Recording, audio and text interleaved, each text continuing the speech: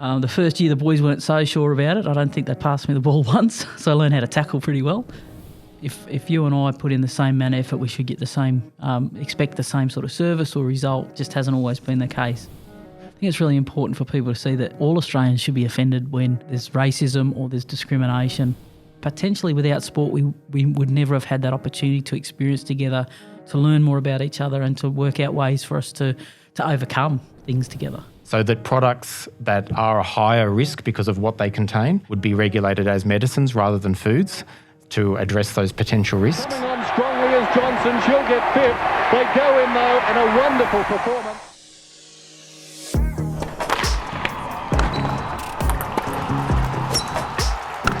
Welcome to Onside, the official podcast of Sport Integrity Australia.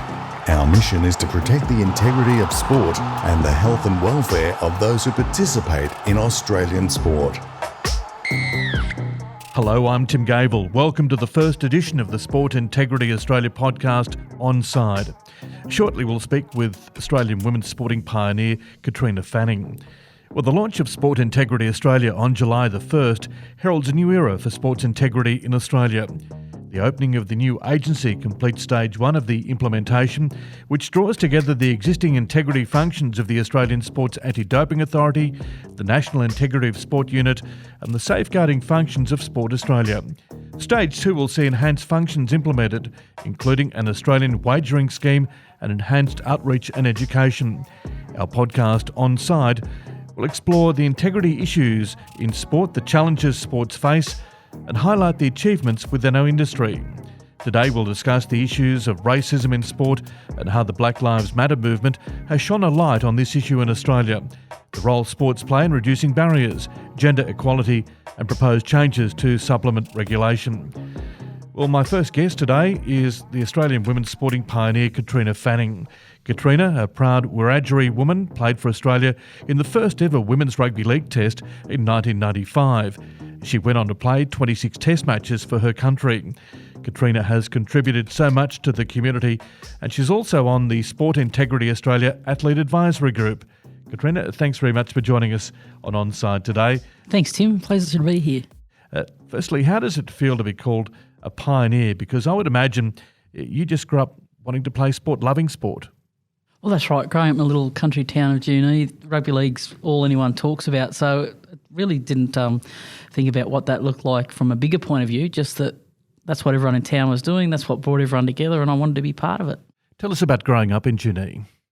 Look, come from a large family, probably nearly 100 first cousins, so you couldn't really get into much strife with everyone without at least one auntie and 7 cousins knowing about it. But it was a place where sport was central to everybody. You played all sorts of different things because there wasn't, a huge amount of people. So I played a bit of netball and volleyball because then those girls would play soccer or touch football or whatever. So you sort of learnt a lot more about what goes into making sport special, about teamwork, about volunteering, all those sorts of things. And they're all lessons that I carry through today. You wanted to play rugby league from an early age? I did.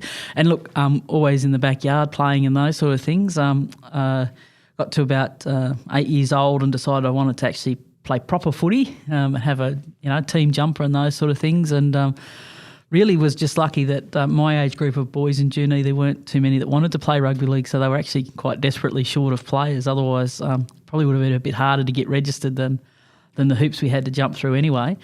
The first year the boys weren't so sure about it. I don't think they passed me the ball once, so I learned how to tackle pretty well. Yeah. But over the next few years we got in the swing of things and I think it helped them a lot too in the way that they looked at girls being able to take on all sorts of tasks. What did your family think about you playing rugby league with the men, with the boys? Yeah, look, Mum wasn't impressed. And I think in some ways she probably felt a little bit embarrassed by it just because she wasn't sure what other people would think. But she also had a pretty strong sense of if you really want to do something, you can. So she was probably a bit torn about it. I think the first couple of weeks she was a bit worried I was going to get hurt, and then that flipped around to being worried I'd hurt someone else. And once she sort of got past that the contact was, something I could handle, then she was fine. Came to plenty of my test matches and those sort of things along the way. So it grew on her as well. Growing up, I would imagine that you just wanted to fit in. Was that the feeling and you wanted to be just part of what everybody else was doing? Yeah, absolutely. There's in a little town like that, that sense of belonging and community is really strong. But of course, you're either in that or you're not. And I'm sure there was there was probably a few kids growing up that didn't get to experience that. I played in the school band, did all sorts of things because I just really liked being involved. Some of those things, like I was terrible at band, but they put up with me. But it was just good to try things, and you don't know what you're going to be good at unless you give it a fair go. So I was really lucky to get lots of those different opportunities. In a small country town, having grown up in a small country town myself, there is racism. Did you encounter much of that? Not too much. There was a couple of kids that in my year at school that would think it was funny. There was one guy for the first 3 years of high school that asked me if my sandwich had coon cheese on it every day. It took me a year to realise what he was even talking about because it wasn't something that came up too often. Probably only really saw it harshly a couple of times, and usually around Laurie playing for Junie as well, and because he was so good at rugby league, that was what people... Laurie Daly. Yeah. So that's what people defaulted to, was to use racism to try and bring him down because he was scoring 10 tries a game and those sort of things. So that was really the only place that I saw it as a kid. But growing up and looking back now, things like mum and her siblings, the year before I was born, 1972, was the final year in New South Wales where it was actually law that if someone in town didn't want Aboriginal kids enrolled in the school, they couldn't be. So there was lots of things that were silent barriers that I guess had us behind the start line that you didn't even realise at the time. So you're going through school, and my mum's engagement with school was pretty limited. Because it was just not something or a place that she felt embraced through her own childhood and things. And I guess there was a bit of not wanting to be embarrassed by not understanding the homework or being able to do the canteen roster and those sort of things. So that played out in sort of disengaging from it rather than being embarrassed by it. The Black Lives Matter movement that is going on at the moment, does it bring back memories of sort of some of the struggles that you've had over the years? Look, it certainly brings back lots of emotions. So our family directly haven't had someone who's died in custody, but certainly those sorts of... when those things happen, it affects a much broader group of people, and knowing that at any given time the way you're going to be treated in police custody, within a government service system or by a policy is different to other people and not in a good way, certainly does hang over your head. The constant, we were more likely to be told to, make sure you're dressed properly to go down the street, or the welfare will get you, or that was probably more of the narrative for us growing up. But it was certainly that you had to be better, look cleaner than anybody else, just to not draw attention to yourself, because it always felt like there was someone watching. It's not just about police custody, etc. We're talking whole equality issues here, aren't we? That's right. The whole... if you and I put in the same man effort, we should get the same, expect the same sort of service or result, just hasn't always been the case. Probably my generation, and luckily the town I grew up in, that was a much easier road than it has been for many Aboriginal and Torres Strait Islander people, and that can be quite a difficult conversation to have at times, but I like to think that whilst my experience wasn't perfect, it certainly is a lot further along the way to the Australia I aspire for us to have, that I want our communities to be, and it proves that it is possible with goodwill, and certainly sport played a big role in that. It didn't hurt that all of mum and her siblings were great at sport, and that the town, that was a really easy way to start to build relationships once they were allowed to come and live in town. I was just about to ask you about the role sport played in overcoming some barriers and sort of that acceptance that you craved at that early age. So, yeah, look, it was one of those things. I was a pretty shy kid as well, so being able to meet friends just by walking up and talking to people was not that easy for me, and quite often, given that we had so many cousins, you'd sort of just default to family friendship groups, whereas sport was a way to test yourself, to be committed and build relationships with people without really having to be too personal, I guess, and to give too much away, and that it was a place where... especially in a small town, where people really encouraged and celebrated people coming along to play, because we needed the numbers, and the relationships and the friendships and those sort of things grew from there, as it does for most sports teams that you go through. experiences together that potentially without sport we would never have had that opportunity to experience together, to learn more about each other and to work out ways for us to overcome things together. When did you realise you were pretty good at rugby league? As a kid, I probably didn't think that I was all that good at it. I just enjoyed playing it. And then, of course, at 12, you sort of couldn't play anymore for a long period of time. And it wasn't until I came to Canberra, I was actually playing a bit of soccer and came across a bunch of women who were playing in the local comp. And it really, the Raiders happened to be playing in the background on the TV. I think it was at the Irish Club, actually. And someone, from their table was making a comment about something that happened on the game, and I gave my 2 cents worth and really started back into the game because they said, well, if you know so much about it, why don't you come and play? And then I was a bit, I played when I was a kid. I think I can play, but can I really?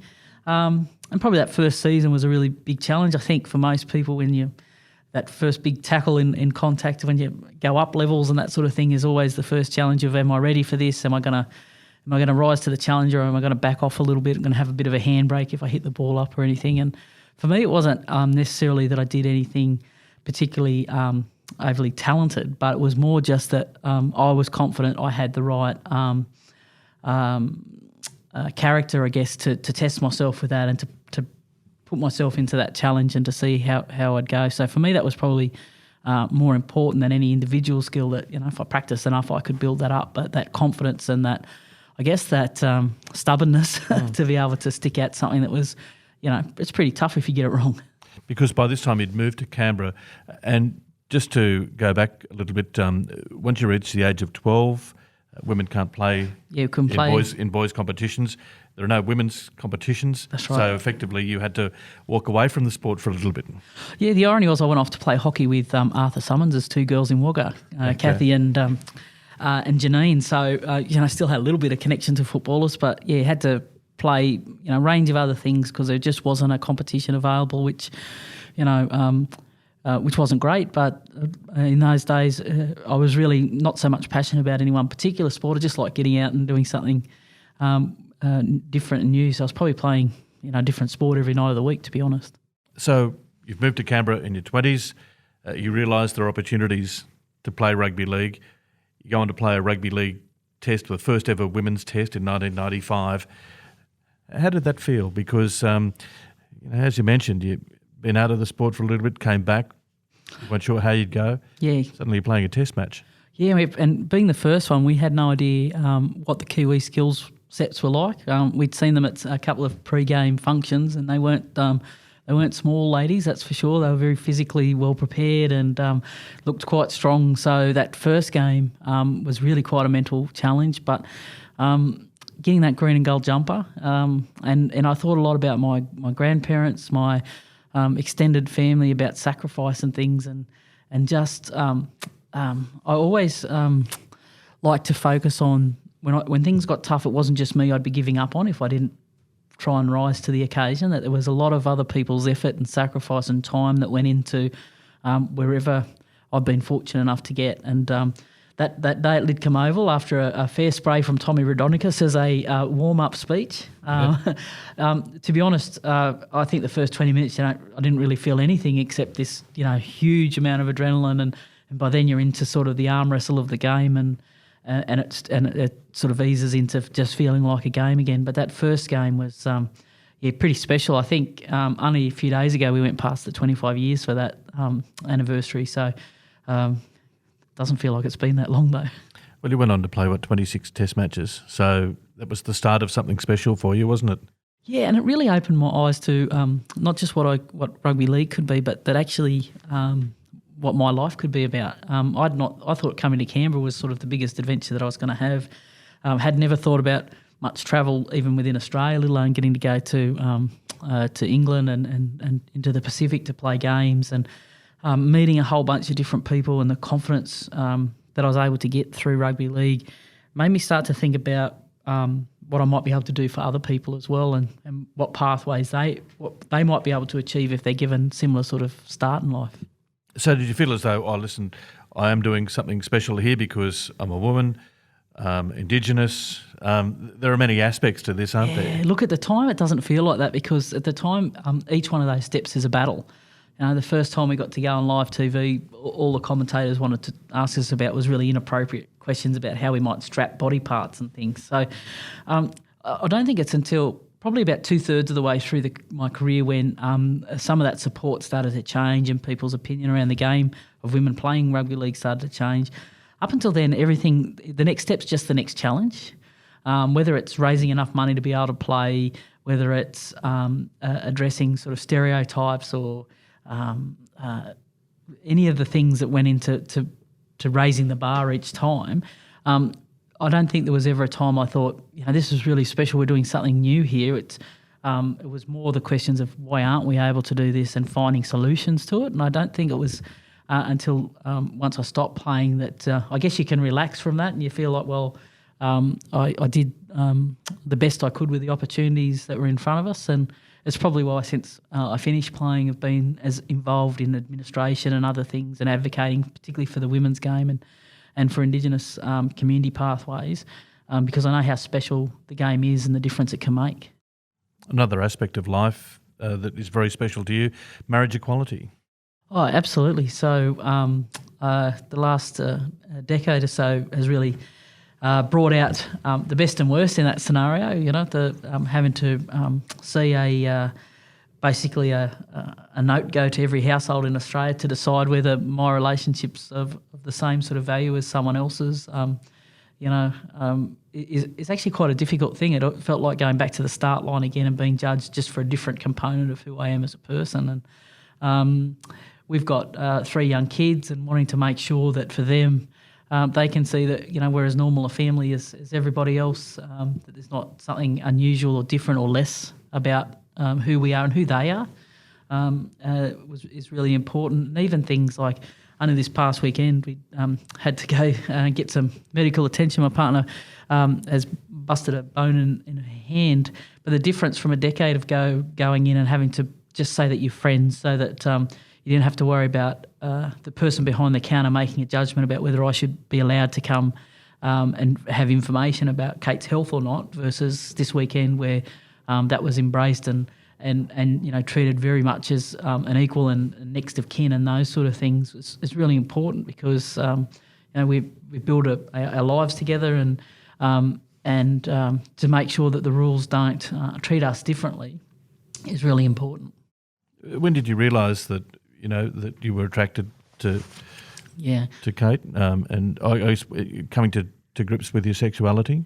Yeah, so Kate, I knew I was gay a lot earlier than that, probably in high school in June, so that was a pretty difficult time. I'd imagine so. It was, in those days, we still got the push across Australia for good facilities for women's sports teams now. So you can imagine even at high school, doing sport and PE, everyone just puts you in a room and you're supposed to get changed and dressed together, and that was really awkward time for me. I found that really quite difficult and really went into my shell about some of those things. So it wasn't until I came to Canberra and in some ways felt like no one who knew me could see me that I could start to express that part of who I was, and that was really difficult because it felt like I couldn't be my whole self in any one place.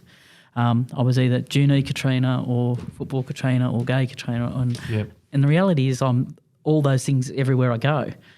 But you forever trying to measure it so that everyone else feels comfortable and everyone else feels okay with what to do. And it took a long time to get to a point of not being awful to people, but actually a lot of that's actually for someone else to work out for themselves, and I can't control how someone feels or reacts to that, but I can just be my authentic self and show people how normal that is and how much I want to be part of the community and contribute like other people, and then people can make their own judgments about that. But it took a long time to not feel responsible for how everyone else felt about it.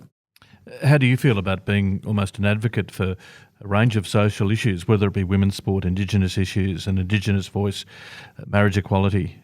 How do you feel about suddenly being called upon to talk about a range of issues? Yeah, it's a 2-lane sort of highway, this one. I think on one hand, I really like the opportunity to that we have a voice and we can be part of the future of our sport, our community, and those sort of things.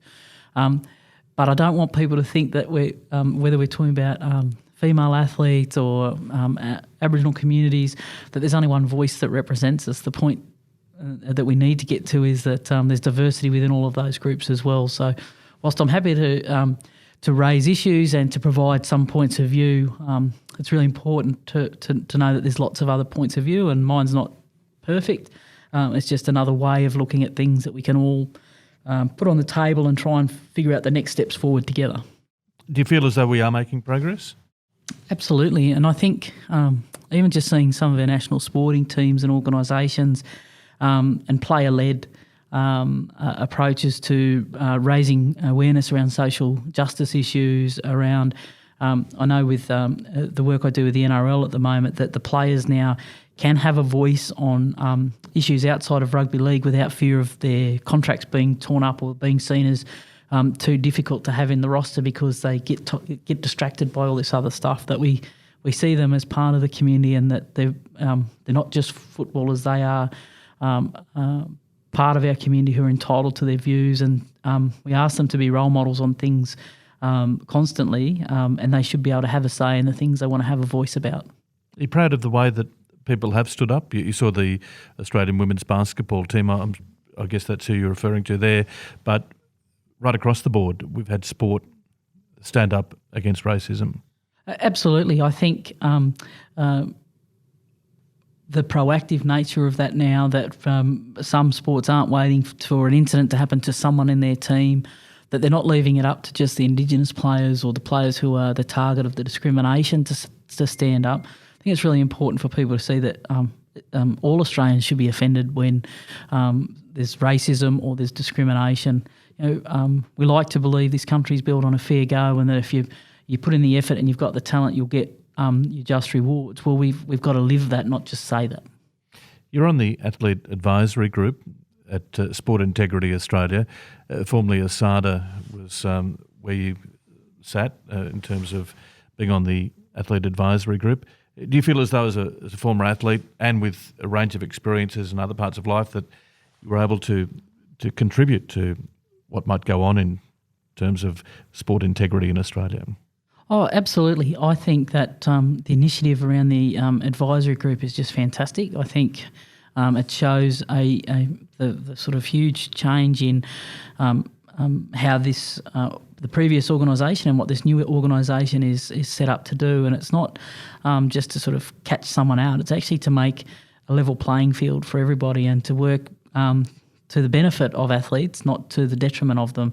Whilst there might be individual cases where matters need to be resolved, the overarching goal is to make sure that the sport is able to be a level playing field and a place where everyone gets the same opportunities to do their best. And certainly that group's a really eclectic bunch from different sports and different experiences and really robust conversations. But I think that's part of how we make the right changes and stay on the right path, is to have that diversity of opinion, to keep the core of what's special about sport at the centre of it, and to work through the issues as they come up, the things that we know now and the things that we can't foresee, and to have that open line of communication and to just keep building relationships that are focused on the best outcome for Australian sport is to be clean and to be fair, and to make sure that people feel like when they're sending their 8-year-olds off to play a sport, that that's a pathway that's going to teach them the values that they want their children to have in life, regardless of whether they become an elite athlete or volunteer at their club sport of a weekend, regardless of what they do with their lives. And it's also important to take into account the pressures faced by elite athletes absolutely. And the education aspect to grassroots, whether or not everybody's getting the right information, but fully understanding what it's like to be an elite athlete. Absolutely, and the pressures aren't just about coming first. They're about, in many, particularly in our professional sports, it can be about providing for a much larger group of your family. It can be things around mental health and being, pushed to be sort of public faces of things that you're not ready to be. And it should be okay to just want to be an athlete in a particular sport and not have to do all those things if that's what you want to do as well. So I think this process of giving former athletes predominantly a voice, but that's still connected to what that world looks like now, what it looks like for parents. Some of the things that we've seen in the supplement space, for example, like I had no idea about the different bars that my kids eat even, thinking, oh, well, that's better than a bit further down in the chocolate aisle, and it's not in some regards, right? So that education component and just making it easy to access regardless of your background, the place where you play sport, the type of sport you play, and making it relevant to as many people as possible is really important work. And I think this organisation is really well placed to deliver on that promise. Do you find yourself educating others as you go along? Because you're out there, you've got 3 boys. The supermarket app's great. Do you find yourself subconsciously almost educating people?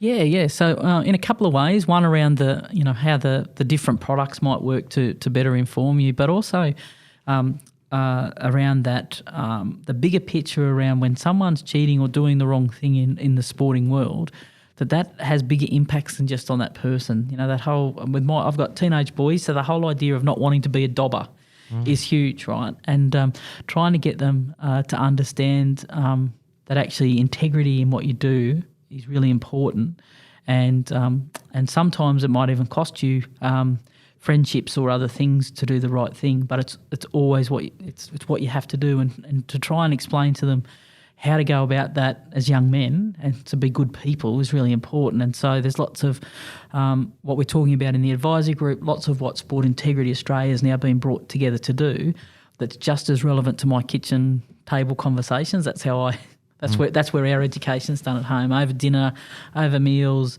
When those sort of things come up, taking the information that I get from these sort of forums as well to help them just to be better people, regardless of they're not the most brilliant athletes, but they love sport.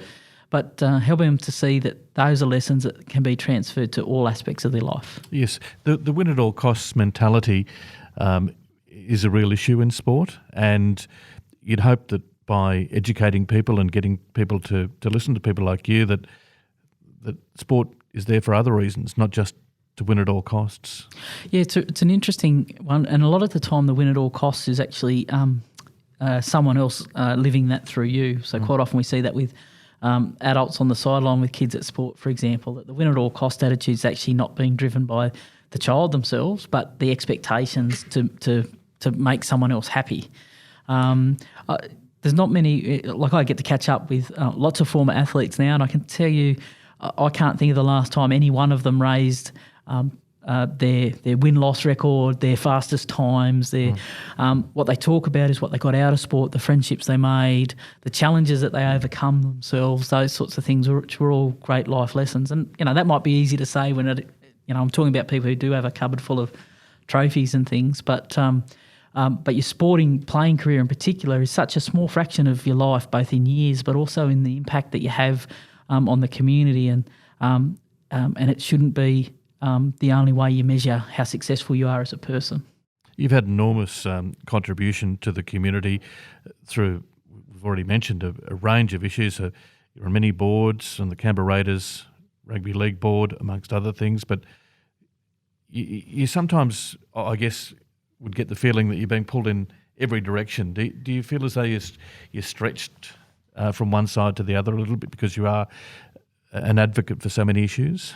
Absolutely, and that's why it's important for me to try and build more opportunities for other people to grow into those sort of roles as well. One, so there's a diversity of views, but two, you just can't be in all places at once. There's been times where I had to sort of stop and cull some of those commitments as well, because I'm not being the parent that I want to be, and our boys are old enough to now need people on the sideline while they're having a go at their sports and those sort of things. So trying to find that balance is really important. And coming back to the where do I think I can, I've only got so much time I can devote to this type of work, where do I think I can have the most impact, and then really just dedicating my time to that. Yes, because it is, as I mentioned a moment ago, a stretch, but you do it so well. Do you judge yourself? Do you think, I could be doing this better, or I could be doing that better, or I really need to speak out about something that is, whether it be the Black Lives Matter issue, or marriage equality, Indigenous issues, women in sport? Absolutely. I think I probably spend, I don't think I spend a whole bunch of time, to be honest, on the things I think I'm getting right. I just sort of put them to the side. Yeah. And I quite often have a, in the mirror conversation about, did I get that right? Did I say enough? Did I include the right people in that opportunity? And not necessarily what the outcome was, but what can we learn from it? So there's been times where, like when the marriage equality vote came through, where my partner and I sat there and realised that I probably don't spend much time volunteering or helping to advocate in that space as well. So, having a look at least subtle things that we could do that could help in that space. But it's also trying to pull back and make sure you don't spread yourself so thin that you're having no impact anywhere. Yes. I'll finish with the question that I asked at the start about whether or not you're comfortable being regarded as a pioneer in women's sport. Do you feel comfortable? Not really. I think I always look at it as 1995 wasn't a pioneer because that was the first Test match. There was decades of people's hard work and sacrifice for the game to even be in a position for Test matches in 1995. So I think it would probably, I think I've made the most of the opportunity someone else has provided before me. And I'd like to think that post my playing career, I've tried to create just as many opportunities for the next generation. But I certainly only think I'm part of a much longer pipeline of people who've done a lot to progress women in rugby league, but women in sport. And so you're probably not comfortable with that term at all. But happy with that, I've at least made a fair effort in doing my bit. You haven't thought about politics by any chance, have you? No. Come on, just a little bit? No. No, it's not for you? No. You're too busy. Katrina, it's been lovely having a chat to you today on Onside. Thanks very much for joining us today. Good to see you again, Tim. You're listening to Onside, the official podcast of Sport Integrity Australia. It's now time for our new segment, From the Highlight Reel, where we go back in time and relive an important milestone in sport. This time we're joined by Sport Integrity Australia's own Emma Johnson. Emma, as a 16-year-old, was the youngest member of the Australian swimming team at the 1996 Atlanta Olympic Games. She won bronze in the 4x200 relay and finished fifth in the final of the 400 IM. Smith clearing away from them. Wagner looking at the silver. Egniazeki trying, fighting for the bronze. Coming on strongly as Johnson. She'll get fifth. They go in though, and a wonderful performance. Yes, you're pretty close there towards getting a medal in the 400 IM, but just edged out at the end. Yeah, so that was my the 400 IM was on the first day of the Olympics, and I remember walking out for my heat swim in the morning and just being absolutely terrified and walking out there, and I was lucky enough to have my parents in the crowd and found them, looked at them and thought, okay, I'm all right. So jumped in, swam probably too fast in the heat and ended up swimming in lane 5, so second fastest qualifier for the final. And then from there on, to be honest, the rest of the day is a bit of a blur. But to finish fifth in my first event on the first day was pretty surprising and pretty satisfying. And then later in the meet, Emma's moved to third place. The baby of the team is looking terrific. Oh, fantastic split by Emma Johnson. She's gone 2:01, which was just outstanding. And Susie O'Neill, there's no way anyone's going to swim past for the bronze here. yes, on the podium with the bronze medal. Absolutely. That was definitely beyond my plans or what I thought I would achieve at that Olympics. And I didn't even know I was going to be part of that relay team until we were actually there. And I remember a coach saying, we want you to be part of the relay team. Are you going to do it? And I was thinking, oh my gosh, I don't know if I'm up for this. But doing it was swimming in that relay team with people like Nicole Livingston and Susie O'Neill and Julia Greville, and to come home with the bronze medal was amazing, and one of the highlights of my career, definitely, in my life. Thanks for going back in time and sharing your experience with us, Emma. A powerful moment and an inspiring one. We're now going to take a look at the proposed clarification of the supplements regulation and the cross-agency collaboration between Sport Integrity Australia, the Therapeutic Goods Administration, TGA, and Food Standards Australia and New Zealand. At the moment, the new clarification is not yet in force, and the government is yet to make an official decision, which will happen in the near future. Alongside me to discuss the proposed clarification is Dr. Adam Cook, Director Listing Compliance at the TGA, as well as Dr. Naomi Speers, Sport Integrity Australia's Chief Science Officer, who's joining us over the phone. Firstly, to you, Adam, what is the reason behind the proposed clarification, and why do you see a need to clarify? Thank you for having me, Tim. Well, I guess the first fundamental to appreciate is that there is an interface between the regulatory system for foods in Australia and that for therapeutic goods or medicines specifically. And there can be certain types of products that could be either a food or a medicine, depending on how they're presented for use to consumers.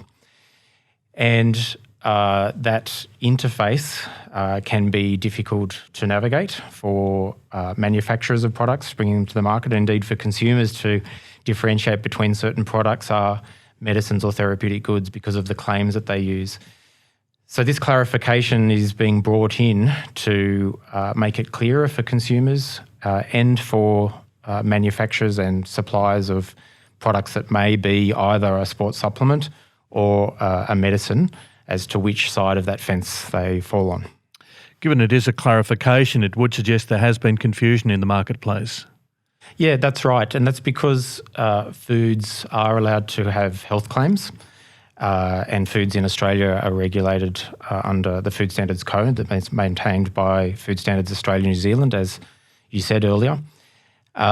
And on the other side, we have medicines and other therapeutic goods, which also contain claims, and there can be an overlap between health claims and therapeutic claims. And so that overlap gives rise to some confusion.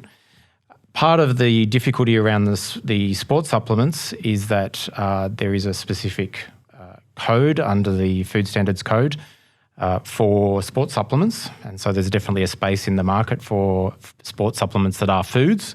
However, because they contain claims relating to sport performance, that can also be therapeutic claims. This gives rise to uncertainty about which side of the fence they fall on. And I guess that's where Sport Integrity Australia comes into the picture, Naomi, because you need that clarification, don't you, on supplements in particular? Yeah, we at Sport Integrity Australia are really concerned about supplements and the effects that they might have on athletes, the health effects and the anti-doping implications. And so we're really keen for this clarification, which we think will make the system easier to navigate for consumers and also safer for consumers. Yeah, so I mentioned to Adam a moment ago that there is confusion in the marketplace, but equally so in the sporting community about what they can and can't take in terms of supplements. Will this, to a certain degree, make it a little clearer for athletes that, you know, this is in a supplement and that's not in a supplement? As Adam was saying a moment ago, that sometimes the marketing overtakes exactly what is in the product. The end situation will actually be similar for athletes in terms of they'll still have to make a risk-based decision about what products they use. And these even listed medicines still require athletes to consider those risks, and we still recommend that athletes use a batch-tested product in that space. But I do believe that this will make those products better quality for athletes so that the risk is lowered. And so how important is it for Sport Integrity Australia to be involved in this cross-agency collaboration when you're looking at something like this? How important is it? It's so important. There's so many parts of the sport integrity ecosystem, I guess, that we can't control on our own. And so it's really critical for us to be working with partners like the TGA to bring about these kind of changes that have a really positive impact for athletes. Adam, what form will the clarification take? Will it be wording? What sort of things are we looking at there? So under the Therapeutic Goods Framework and the Therapeutic Goods Act, under which medicines are regulated, there is a power for the Secretary to declare certain types of goods to be therapeutic goods. that authority is there expressly for these sort of situations where there may be ambiguity as to whether a product is a food or a medicine, or indeed a medicine and some other type of good. So we're going to use the existing, or proposing to use anyway, the existing authority that's within the Therapeutic Goods Act to make a declaration specifying what attributes of certain types of goods related to sports performance are associated with therapeutic goods, so that it's clear which side of the fence they fall on, that they know they're not foods and that they definitely are medicines. So when somebody goes into a supermarket, is it going to become clearer to them? I think in a supermarket, what will provide clarity and confidence is that some products that currently don't carry an Austell number, which is what signifies that the product is regulated by the TGA, may appear on the market with an Austell number if they are a therapeutic good and come in within the medicines regulatory framework. That Austell number is a sign there that the product is being regulated under the Therapeutic Goods Act and by the TGA, and provides additional confidence for consumers about the measures that are in place, the national regulatory system, and to ensure the safety, quality and efficacy of that good. Naomi, of course, there was that 2016 academic study which said that 1 in 5 supplements contained a banned substance. And in terms of batch testing, is this going to improve the clarification? You mentioned it a moment ago, but is this going to improve the clarification for people buying off the shelf? The clarification will make it clearer for athletes and other consumers the type of product that they're using, and as Adam's mentioned, how that product is regulated. It'll still be really important for athletes to use products that are batch tested to make sure that they're using the lowest risk product. But yeah, I think it's important that a lot of these products will be more tightly regulated now, and I think that means that there'll be lower risk and better quality. Naomi, given the changes or clarification, does it make it easier for Sport Integrity Australia to give advice to athletes? It won't fundamentally change the advice that we give to athletes. Athletes will still need to be careful of every product that they consume, and we'll still be advising athletes to use batch-tested products. But I do believe that this will lower the risk for athletes. And Tim, the clarification that we're proposing will improve consumer and athlete confidence for two main reasons, really. Firstly, that having clarified whether these products are foods or therapeutic goods, and medicines in particular, means that the product risks that may vary across the whole spectrum of sports supplements are controlled accordingly under the foods regulatory system or the therapeutic goods system, which establishes two different frameworks according to the level of those risks for foods and medicines. They're quite distinct, so that products that are a higher risk because of what they contain would be regulated as medicines rather than foods to address those potential risks. The other facet that's quite important is because there's clarity over which side of the fence these products fall, us as regulators, so the TGA for therapeutic goods and states and territories and local authorities for foods, can more rapidly take action if we detect potential unsafe products or compliance issues with these products, so that any potential problems that may be out there can be addressed more quickly. So the confidence for consumers and athletes alike arises for both of those reasons. The most visible sign when you go into a shop in a supermarket and you see the sports drinks, is that part of your regulation process there in terms of clarification? No, so we're not targeting all sports supplements to be clarified to be therapeutic goods. It's a subsection of what would be considered to fall under that broad spectrum of sports supplements. So protein powders, for example, we see as clearly being foods and fit for remaining to be regulated as foods. What we're seeking to do is clarify that sports supplements marketed in a manner and presented for a use that is for sporting performance, but which present a higher risk to consumers because of what they contain, or they're presented to have a function as a medicine, they should be regulated as medicines because there's a specific regulatory framework established to regulate those. So there will continue to be many goods that are sports supplements which will be regulated as foods. And you've mentioned some of those, the protein powders in particular. And Naomi, we've seen obviously health issues relating to dietary supplements, amongst other things. This certainly improves in terms of the information that the general community can get when they go into a shop.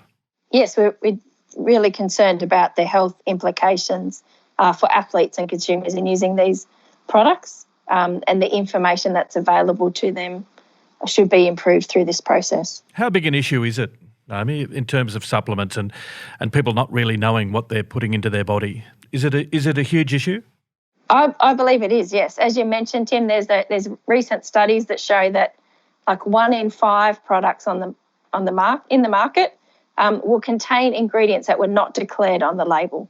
So that means that people consume these products and actually unknowingly consume poisons that they wouldn't have chosen to take if they'd known they were there. So they could be putting themselves at a significant health risk because of the presence of undeclared ingredients. Yes, and Adam, can you pull up some of the marketing that's done? Because obviously they do sell it as a specific product and they say that it's healthy and you should use it all the time. Can you regulate that? Under the Therapeutic goods framework, there are specific requirements for what can be included on a label and what can be included in advertising. We have the Therapeutic goods advertising code. I won't begin to list many of those requirements, but obviously the principal requirement is that they have to be truthful and supported by evidence. And we have measures in place within the framework to be able to monitor the truthfulness of those sort of claims. They also have to be consistent with public health campaigns as well, generally.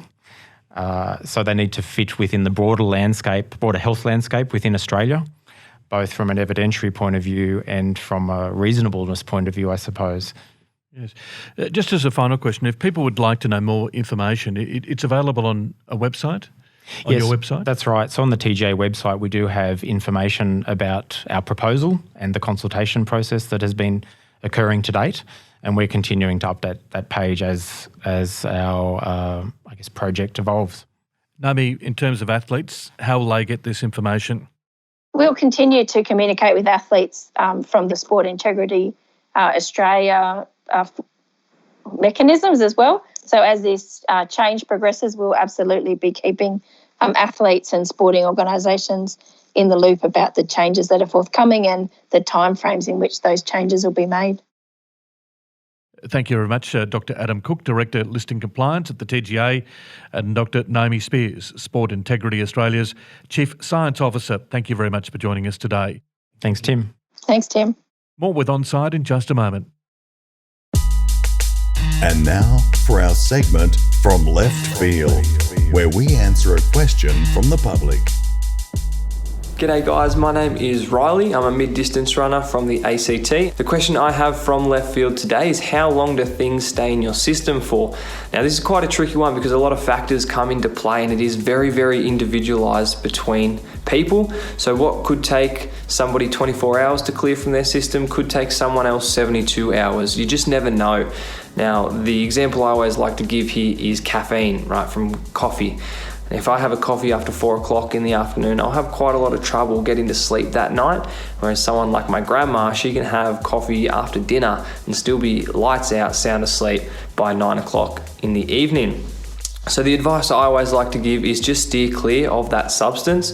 If it's a medication that you actually require, then of course apply for a therapeutic use exemption or simply allow time as recommended by your doctor for that to clear out of your system before returning to competition. That was Clean Sport educator Riley McGown. Thanks for listening to Onside, and just a reminder, for future episodes, follow and subscribe our podcast. Thanks again for listening to Onside. You've been listening to Onside, the official podcast of Sport Integrity Australia. Send in your podcast questions or suggestions to media@sportintegrity.gov.au. For more information on Sport Integrity Australia, please visit our website www.sportintegrity.gov.au or check out our Clean Sport app.